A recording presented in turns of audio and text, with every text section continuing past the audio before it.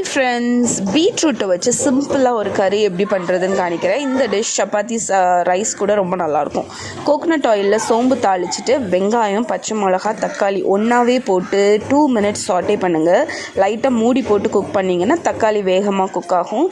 இப்போ மஞ்சள் பொடி போட்டுட்டு அதையும் நல்லா மிக்ஸ் பண்ணி விட்டுருங்க. இப்போ கட் பண்ணி வச்சுருக்கிற தோல் உரித்து கட் பண்ணி வச்சுருக்கிற பீட்ரூட் குட்டி குட்டி க்யூப்ஸாக கட் பண்ணி அதை ஆட் பண்ணிவிட்டு தேவையான அளவு உப்பையும் போட்டு ஒரு 2-3 நிமிஷம் நல்லா சாட்டே பண்ணுங்கள். ஏன்னா பீட்ரூட்டுக்கு ஒரு ஸ்ட்ராங்கான பச்சை ஸ்மெல் இருக்கும், அது போகணும். அதுக்கு நல்ல எண்ணெயில் ஒரு 2-3 நிமிஷம் நல்லா சாட்டே பண்ணுங்கள். அதுக்கப்புறமா மூடி போட்டு அடுப்பை லோ பண்ணிவிட்டு 10 to 15 minutes குக் பண்ணுங்கள். நம்ம பீட்ரூட் இந்த டைமில் கம்ப்ளீட்டாக குக் ஆகிடும். உங்களுக்கு வேணும் அப்படின்னா கொஞ்சமாக தண்ணி நீங்கள் தெளித்து கூட குக் பண்ணலாம். பட் லோ ஹீட்டில் குக் பண்ணிங்கன்னா அந்த ஓன் இதிலே குக் ஆகிடும்.